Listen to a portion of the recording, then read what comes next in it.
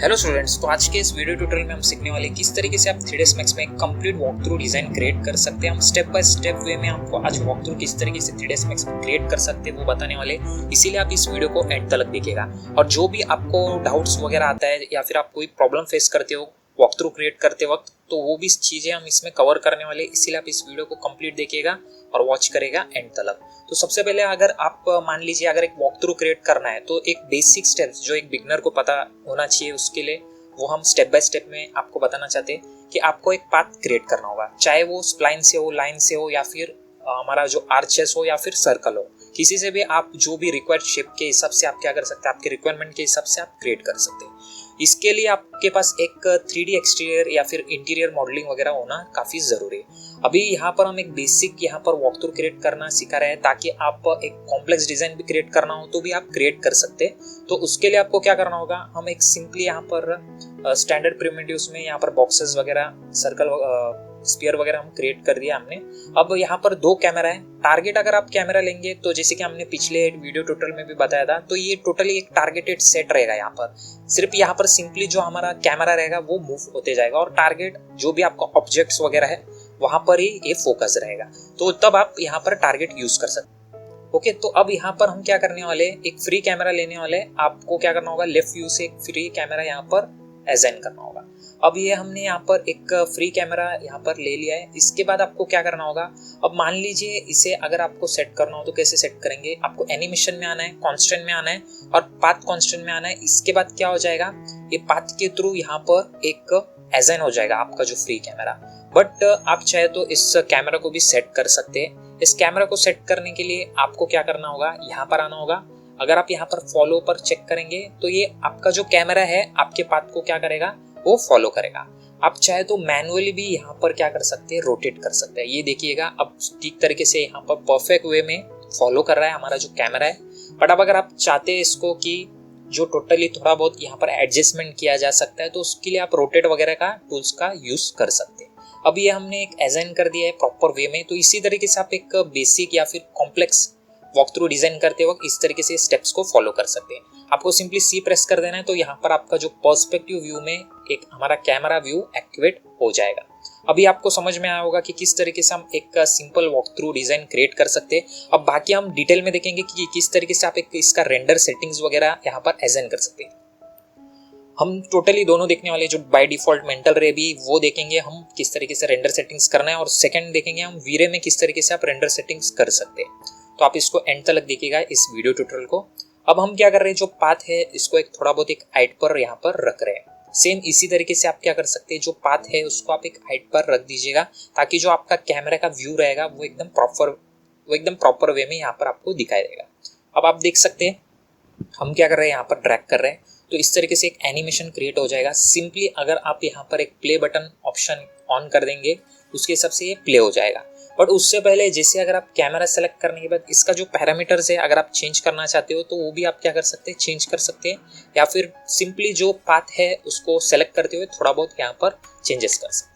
हमने यहाँ पर प्ले कर दिया है, आप देख सकते हैं ठीक तरीके से हमारा जो वॉक थ्रू क्रिएट हो चुका है। इस तरीके से आप एक simple walk through design create कर सकते हैं। बट इसको अगर रेंडरिंग करना हो तो किस तरीके से आप इसको रेंडरिंग कर सकते हैं और किस तरीके से सेव किया जा सकता है आप इसको वीडियो फॉर्मेट में, जैसे कि हम यहाँ पर AVI वीडियो फॉर्मेट में सेव करने वाले हैं। जो भी हमारा वॉक थ्रू हम यहाँ पर रेंडरिंग कर रहे हैं उसको क्या करेंगे, AVI फॉर्मेट में हम सेव करने वाले।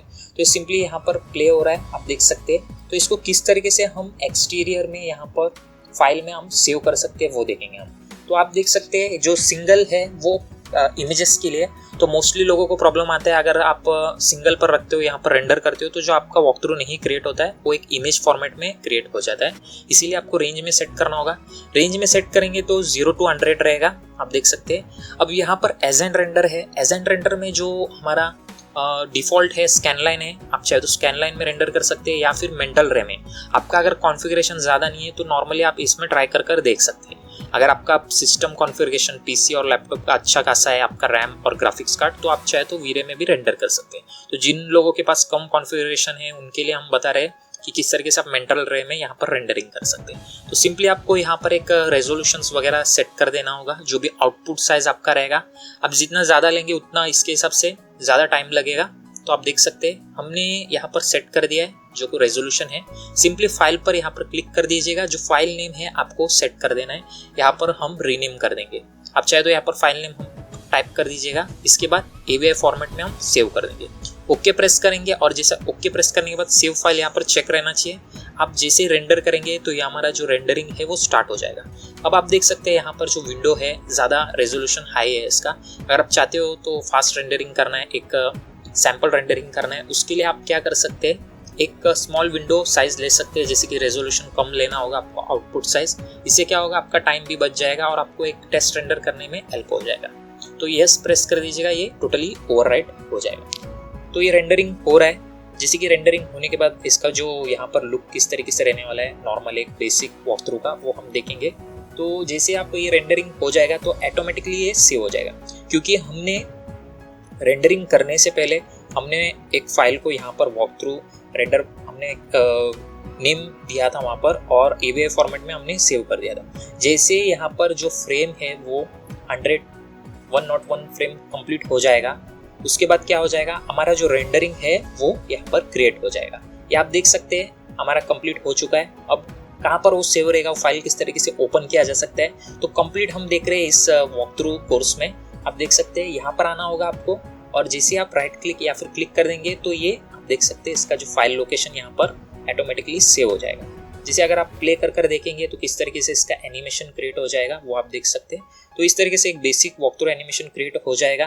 बट अगर आप चाहते हो कि बहुत ज़्यादा अगर वॉक थ्रू रेंडरिंग करना हो तो आप क्या कर सकते हैं, पार्ट्स में क्रिएट कर सकते हैं। इसके बाद किसी भी तरीके का वीडियो एडिटर में उसको आप क्या कर सकते हैं, ऐड कर टोटल एक कंप्लीट रेंडरिंग कर सकते हैं।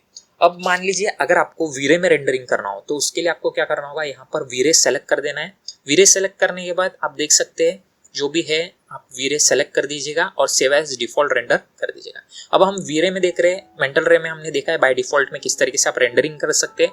अब हम क्या करने वाले, वीरे में देख रहे हैं किस तरीके से इस जो वॉक थ्रू को हम रेंडर कर सकते हैं। यहाँ पर HDTV वीडियो है, उसके हिसाब से हाई रेजोल्यूशन है, बट आपका अगर कॉन्फ़िगरेशन लो है तो बहुत ही ज़्यादा टाइम लगेगा।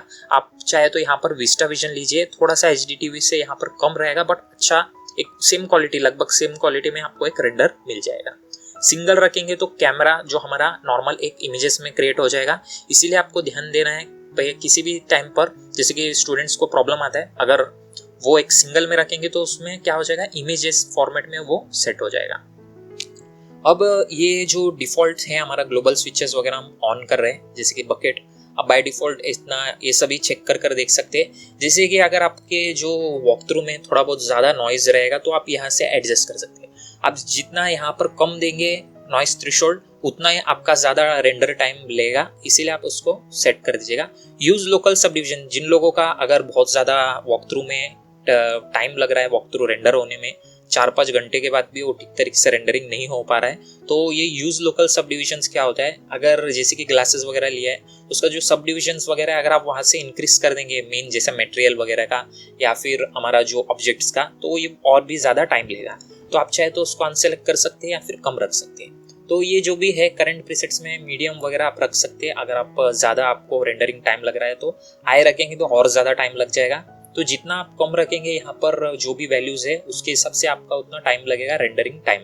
ओके, अब यहाँ से आप क्या कर सकते हैं, टॉप टू बॉटम, तो रेंडर है वो टॉप से बॉटम तक हो जाएगा। और इसके बाद आप अगर यहाँ पर रेंडरिंग पर क्लिक कर देंगे तो सबसे पहले अगर टेस्ट रेंडर करना है तो आप छोटा रेजोल्यूशन लीजिए वहाँ से और यस प्रेस कर दीजिएगा। तो ये टोटल हमारा जो वीरे में यहाँ पर रेंडरिंग होना स्टार्ट हो जाएगा। तो इस तरीके से आप क्या कर सकते हैं, एक कंप्लीट वॉक थ्रू यहाँ पर डिज़ाइन क्रिएट करने के बाद आप सेम जो स्टेप्स हमने बताया यहाँ पर वैसे बेसिक स्टेप्स को फॉलो करके, अगर आप जैसे कि एक्सटीरियर बिल्डिंग या फिर इंटीरियर रहेगा उसके लिए भी सेम तरीके से आपको एक पाथ क्रिएट करते हुए एक कैमरा लेना होगा। फ्री कैमरा आप ले सकते हैं, जैसे कि इंटीरियर वॉक थ्रू के लिए भी, वो हम एक वॉक थ्रू से रिलेटेड एक वीडियो लाएंगे। बट ये जो है एक्सटीरियर के लिए या फिर इंटीरियर के लिए भी आप यूज़ कर सकते हैं। ओके, तो इस तरीके से आप क्या कर सकते हैं, एजेंट कर सकते हैं जो कैमराज वगैरह। बट एक आपको ध्यान रखना है, अगर आप वीरे में रेंडरिंग कर रहे हैं तो सबसे पहले आपको क्या करना होगा, जो हमारा ऑब्जेक्ट्स वगैरह है उसको आपको क्या करना होगा, वीरे मटेरियल एजेंट करना होगा। अगर आप वीरे मटेरियल एजेंट नहीं करेंगे और डायरेक्टली रेंडरिंग वीरे में करेंगे तो आपका जो इफेक्ट रहेगा एक्सटीरियर या फिर इंटीरियर का वॉक थ्रू रेंडर का वो इफेक्ट एकदम रियलिस्टिक नहीं रहेगा। इसीलिए आपको क्या करना है, सबसे पहले सभी जो भी है यहाँ पर हमारा मटेरियल, उस सभी के सभी को आपको क्या करना होगा, वीरे में मटेरियल अप्लाई करना होगा। उसके बाद ही आपको वीरे में वॉक थ्रू रेंडर करना होगा। तो उससे क्या होगा, आपका जो रेंडर होगा वॉक थ्रू का वो रियलिस्टिक रहेगा। अगर आप डायरेक्टली यहाँ पर रेंडरिंग करेंगे तो जो भी बाय डिफॉल्ट है मटेरियल वो एजाइन हो जाएगा। इसलिए आपको ध्यान देना है, वीरे में यहाँ पर रेंडर करने से पहले आपको यहाँ पर वीरे मटेरियल भी एजाइन करना काफ़ी ज़रूरी है। तो जैसे आप यहाँ पर एजाइन कर देंगे, उसके बाद आपको क्या करना होगा, डायरेक्टली आप यहाँ पर रेंडरिंग कर सकते हैं। आज के इस वीडियो ट्यूटोरियल में हमने देखा किस तरीके से आप एक basic walk through design create कर सकते हैं। तो इस तरीके से आप सेम तरीके से एक वॉक थ्रू क्रिएट कर सकते हैं। होप आपको आज का वीडियो ट्यूटोरियल हेल्पफुल लगा होगा। वीडियो पसंद है तो प्लीज़ इस चैनल को सब्सक्राइब कर लीजिए और इस वीडियो को लाइक करिए। Thanks for watching. Okay, bye. Video देखने के लिए आपका बहुत बहुत धन्यवाद। Thanks for watching. Okay, bye.